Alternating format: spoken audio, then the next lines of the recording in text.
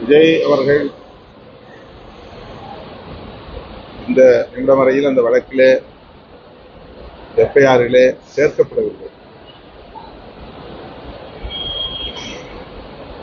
அப்படி இருக்கிற போது அவரை கைது செய்ய வேண்டும் என்று கோருவதிலே அர்த்தமில்லை. அவருக்கு இதிலே வேறு வகையில் தொடர்பு இருக்கிறது என்று அரசு கருதினால், காவல்துறை கருதினால், சட்டப்பூர்வமாக அவர்கள் அதை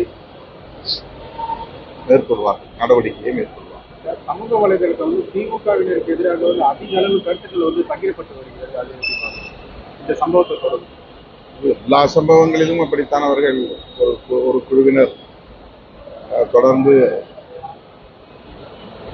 வெறுப்பை விதைத்து வருகிறார். திமுக ஆட்சியில் இருப்பதனால் ஆளும் கட்சி என்கிற முறையில் இத்தகைய விமர்சனங்களுக்கு ஆளாகிறது என்று நாம் பொதுவாக சொல்ல முடியாத அளவுக்கு திட்டமிட்டே திமுகவுக்கு எதிரான,